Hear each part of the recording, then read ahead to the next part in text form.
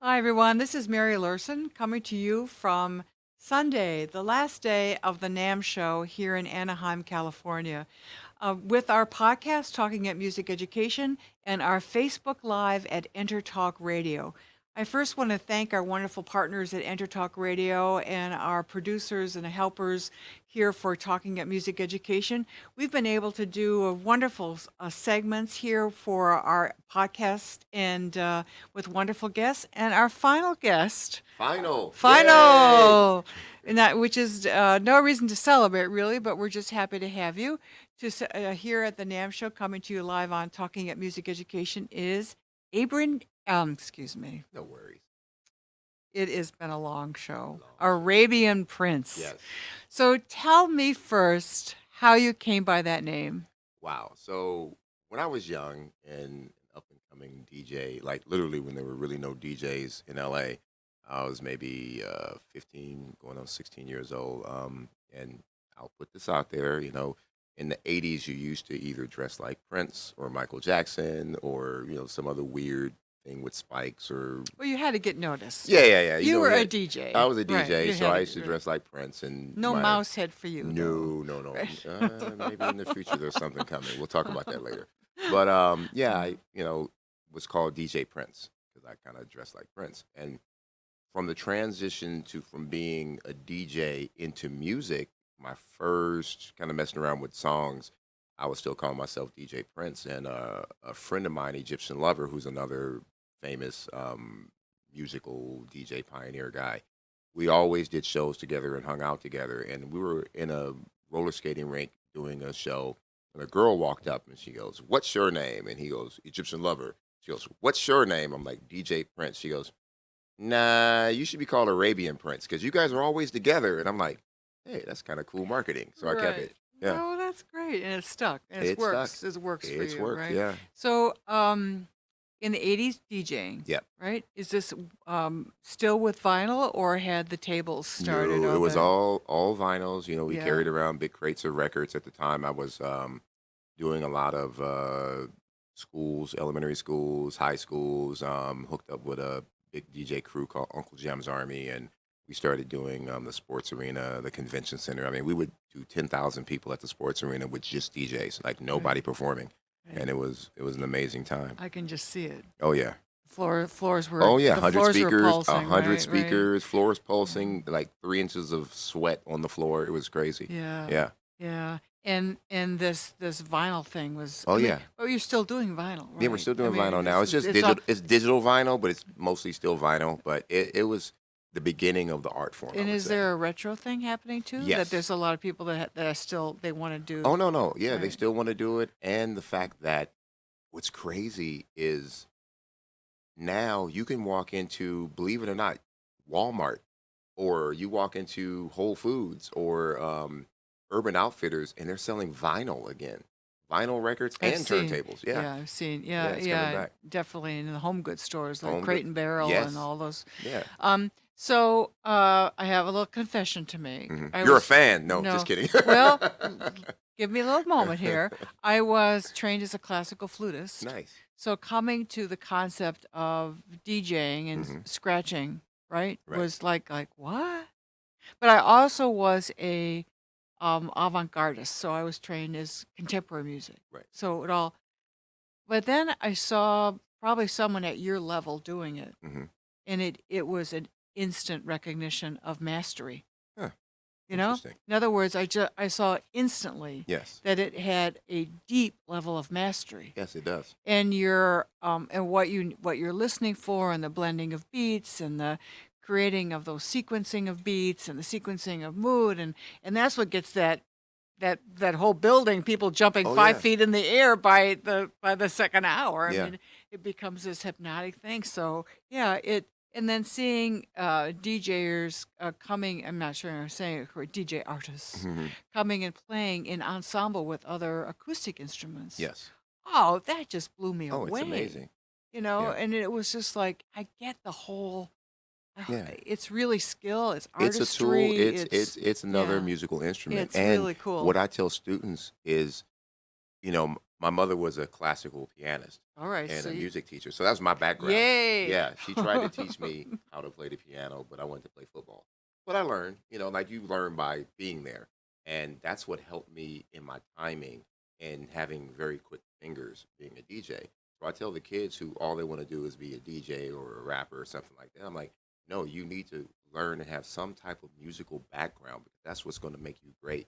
If you just, I want to be a DJ and you don't know music, if you don't know timing, if you don't know these And a things, little bit of structure. Like yeah, when do yeah, you actually make the seams of there the you thing? go. Right, right. Yeah, and you It's need a to know the songs structural, you're right, playing and right. where these things are and the keys. Like you can't just play, this song with that song because they're not in the same key. Certain Right. things you got to know and have an ear for. Or you have to slow it down enough to There you go. modulate with the mechanics of it to make it fit, Yeah. right? See, I listen. There Yeah, you go. I'm listening to There what you you go. guys do. There you go. I And appreciate it. and I have that musician's ear going, wow, that's great the way that they did that. How did they do that? It's like jazz, right? How Yeah. did they do that? Oh What was yeah. the chord progression? Um, so um, did you learn piano at your mother's knee? Did you take piano lessons, Yeah. or did I she took say, piano lessons. did you play like a little Mozart and Bach I never inventions, got that and far. you did a I was like I said, I was very resistant because we had a piano in the house and we had an right. organ in the house, and I would just putz around with it, and she would make me sit down And and that's tough, learn and right? read, and Yeah. I didn't want to But do then it, you learn but to I read learned. music. Yeah, Yeah. and it's so funny, and this is the only blessing I think that came out of it. I learned from her, but at the same time, I had my uncles and cousins who were all military guys coming back from overseas, bringing vinyl records of just the craziest stuff as a little kid. Like, I think my first 8-track cassette tape. For those of you who don't know, there was something called 8-track cassette tapes. Okay. Yes, I Yeah. Yeah. there were, Yeah, we and they know. were really weird. So my first, But everybody loved oh yeah, them. my first 8-track was, you would think it would be something like, R&B or funk or something like that. No, it was Kiss. And it was the one that they had the 4 album covers. They each had their own album. And he gave me a Gene Simmons Kiss 8-track. And I listened to it every day. And I could sing all the stuff and everything. And then he gave me Parliament Funkadelic and Prince. So that just ruined my mind for music. And I was just all Mm, over the place. But it was a blessing to be all over the place because I didn't focus on one style of music. I wanted to do everything. mhm. So you started in the 80s and you've been doing this ever since? Oh I yeah, I've mean, been you're making music for full-time 37 years. professional Yeah, DJing. DJing, Um, making albums. N.W.A. We've been blessed to be in the Rock and Roll Hall of Fame now. yeah, So I know. I don't Yeah. know why and how we got in, but hey, I'm not I gonna mean, complain about it. I would say innovator, right? Yeah, DJ yeah, innovator, innovator. right? Yeah, Right. Endorsing a lot of products, yep, working with a lot of yeah. manufacturers. Yeah. All of which has a lot of interesting and regular gigging too, Oh right? yeah, I mean, still tour and travel and perform and yeah, yeah. and tech company now and trying to teach kids about being open minded and Yeah, let's talk about innovation. that. Yeah.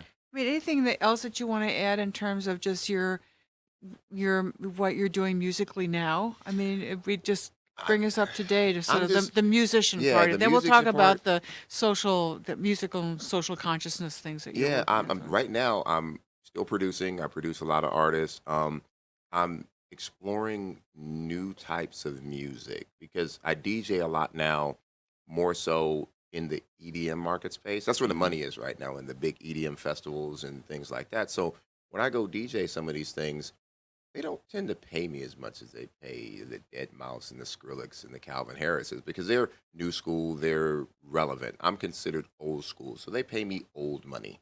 Mm. So, I'm kind of doing some top secret stuff to reinvent myself, which I tell everybody like as you go through your musical journey or your career in general, you have to kind of move with the times and reinvent yourself. So, Yeah. I'm doing that same thing. So, That's what artists have to do yeah, too. it's art. Sorry, It's all art. in its other words, you came in at a certain time of invention, Yeah, self-invention, right.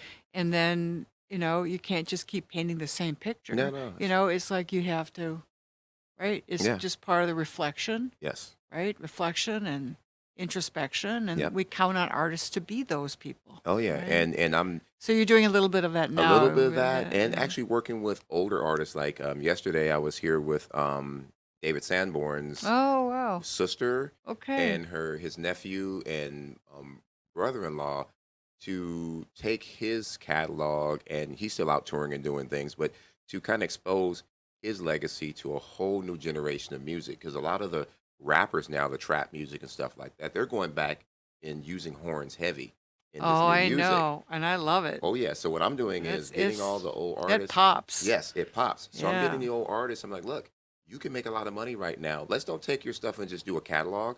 Let's take your stuff and make stems and put all Mhm. that stuff out there so this new Mhm. generation of artists can take your Yeah, stuff and create new and songs. some fun with it. Yeah, fun Yeah, with it, and yeah. you'll make royalties and you'll get licensing and everybody's It's happy. putting it all together, There you right? go. Yeah. Well, good for you. Um, how many? Just gotta know how many days of the year are you on the road? Are you constantly out running, doing Um, runouts? I'm trying to slow You down a little know. bit. I used to do 100 or so dates a year, but now I'm slowing down because I see the new thing. I want to give back a lot more, so I want to teach more. I teach a music business course once a week. I travel around and speak at a lot of universities and schools and stuff Good like for that now. you. So just try to do a little more of that stuff. Yeah, it's all about how do we pay it forward, Yeah, play it forward, yeah. Play right? it Play it forward. forward. Yeah. Yes, So let's talk about your social activism in music, yes. and what is it currently, and where did it grow from? What are you hoping to achieve? Like we talked about a little while ago, my influences in music. I understand, like growing up in Compton, I could have gone down one of many numerous paths, and my uncles were smart enough because they were all bad. They all got sent away to the military. Not bad, you know what I mean? They were Well, doing they stuff that they shouldn't have been doing. people were worried about them enough to make sure Yeah, that they got out of there and had an right. alternative, And when they right? came back, they made sure that I didn't do the same things that they did. So Mostly they, uncles, you said yes, uncles, and yeah. uncles and cousins, and they exposed me to synthesizers and early electronics back in the day. Back then, I guess the hot thing in the late 70s, early 80s, echo boxes. Everybody wanted to put echo and delay on stuff. So Oh when yeah. remember stereos and the whole psychedelic trip thing. So I'm a little kid playing with all this stuff. Yeah. And that's what sparked me into getting into music and getting into technology. And look at where I'm at now. I want to go back and teach the next generation and the next generation and the next generation, kind of give them the tools early to open their minds so they can be more creative earlier. And I'm not against STEM or STEAM or regular curriculum, but I do believe that you also have to let them have an open mind and explore. That's how we get innovation. That's how this next generation will give us the next amazing thing. You Hmm. have to let them be free to explore from time to Hmm. time. Yeah. So how is that happening beyond your teaching? Is it Yes. basically you're expressing where you want this to go by starting to teach now, Yeah. right? Teaching, and Yeah. I've travel the country, and luckily I'm a pretty good golfer. So being a pretty Isn't good that golf, fantastic? oh yeah, Yeah. golf opens a lot of doors for me. So Hmm. by being a golfer, I get to hang out and play golf with some, vice presidents and CEOs of big tech companies or big music companies. We become friends over the years, and I never really asked for much, but you know, when I started getting into this path, I'm like, you know what, we got to give back a little bit. So like, what do you want to do? I'm like, hey, let's build a technology center to let kids, women in technology, diversity groups, veterans, pretty much everybody come into a place that they can explore what's out there in music, in film, in arts. Because my belief, and this is just me, I believe that all medium now has come together. Before you say, oh yeah, you're in the film business, you're in the music business. No, it's all the same now. It's media and it's all technology. There's, technology in art, there's technology in fashion and beauty and music and everything. So I want to build this huge center and just allow people to come in and explore, touch, break, come up with ideas. And if we find something amazing, we'll fund it. If we don't, we'll teach. Like, what are you interested in? Okay, we'll fund your path into that.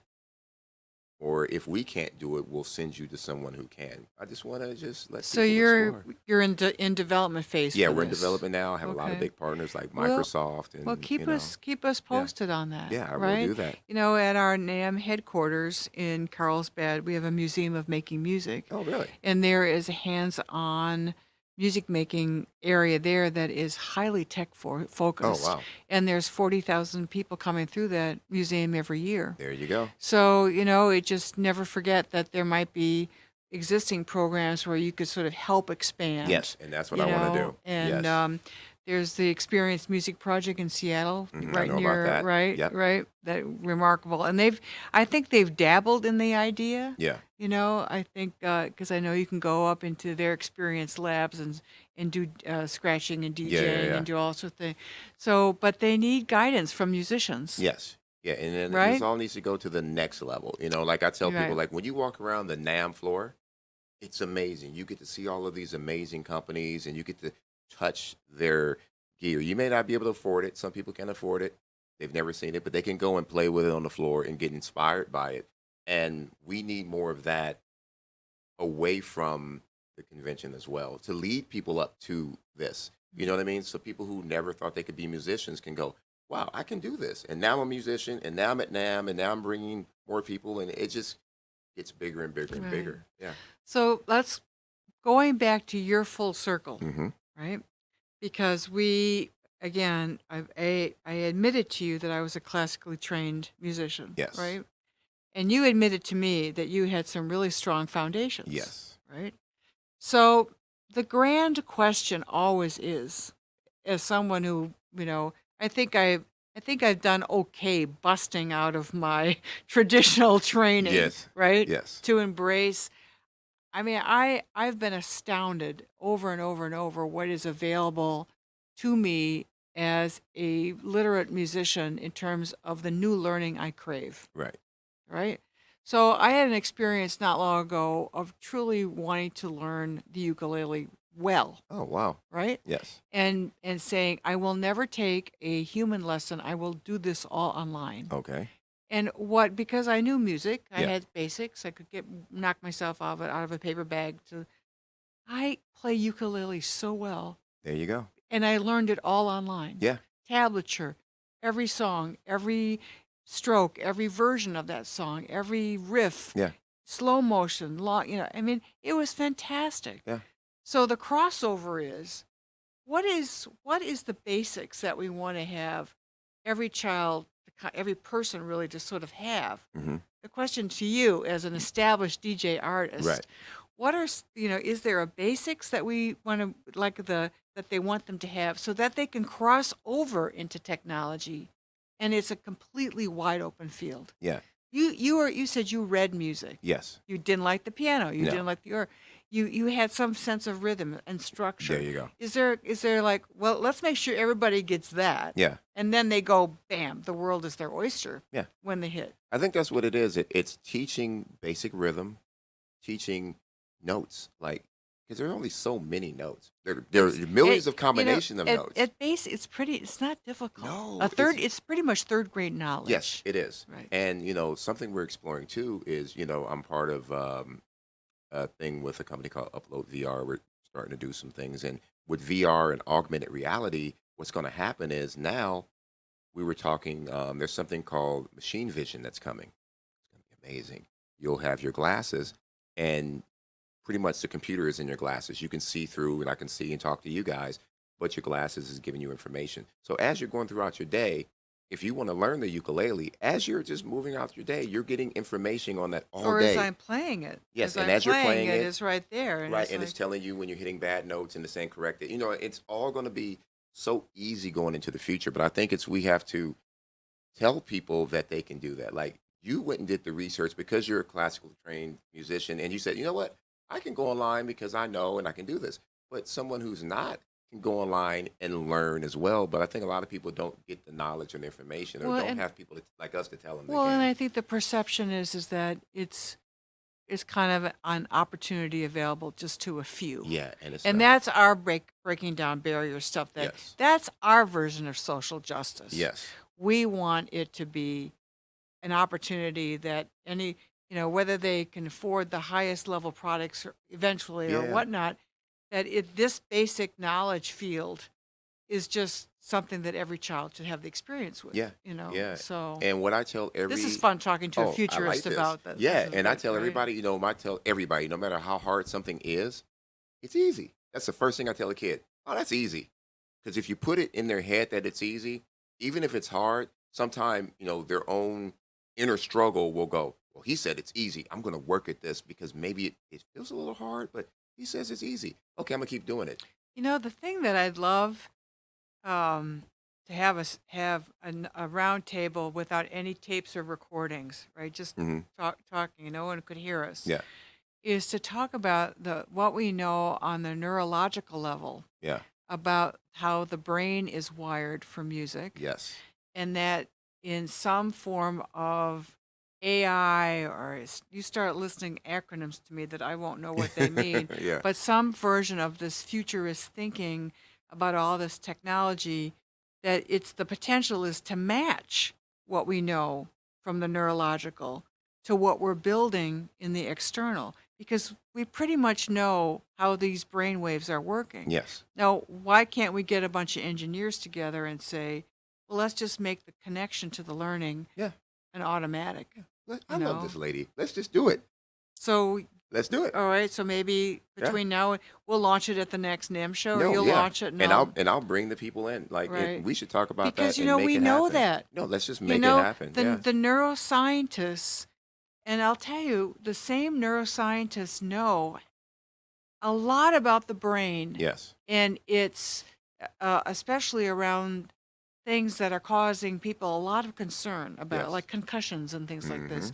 And they have developed mostly through the auditory processes, which are based with music, right? Right. And it's the auditory processes and the ability to fine tune the recording of that in the brain, Yeah. which is leading to all this new knowledge. And a lot of times these folks are ready to take it out somewhere. Yeah. But the technology on the other side, and it's for me, it's all about learning, how we bridge learning. Right. Then we're into some revolutionary stuff. There you go. And my thing is, let's do it now instead of later. Yeah. You know, Well, it's time. I have no idea how you are a DJ, but I like it. And my musical ear has really come to admire it as a true musical form. So wherever you are in this journey, keep pushing the envelopes. Oh You said yeah. you're kind of reinventing again, Yeah. and that's what artists have to Yeah, do, you have you to. know. And so, what's your last few hours at the NAMM show going to be? We're gonna hit the floor. Kind of hit the places that we missed. Over the Yeah, last 3 days because it's a vast floor. The new area is amazing. The new building. yeah. Talked to some last people that I met in these last few days, and then I have a 4 o'clock basketball game. I Because play basketball too. do you? Yeah, Yeah. yeah. Where, like, just a pickup Yeah, game, or Torrance YMCA, just and actually I'm working with the YMCA and the Boys and Girls Club to put little smaller versions of my lab in to kind of very do great. that as well. So Yeah, yeah, we're all for that. yes, This Compton thing is very interesting. yeah. I've never been to Compton. Hmm. Forgive me for not going to your home, but you produce quite a few musicians out of Oh yeah, Compton. buddy, Dr. Dre. I mean, really, Yeah, there's DJ something. I Quick, mean, what's going on Kendrick what's Lamar. going on in Yeah. the hood there? Come on. Hey, I mean, we know there's some rough stuff going I on joke there, about it but like when you're in there, you're trying to get out. So I you mean, figure it out. Keb Mo. Oh yeah, I yeah, mean, what's that about? yeah. It's amazing stuff. You know So what it is? it's just there's a volume. There's obviously a large volume of people. There's a Yes. lot going on And there. there's a hunger There, to yeah, do something amazing. right. And they see those before them that are giving. And that's my thing. It's about knowledge. It's about like, hey, they did it. When I go to schools, I'm like, I tell them where I'm from. And I say, look, if I can do this, you can do this. Right. And we have to go out there and say that because a lot of times people don't tell people that they can do that. They don't tell the kids, like, you can go do that. So, from when you grew up, are things better in Compton? Yeah. They're a lot better in Well, Compton. see, Yeah.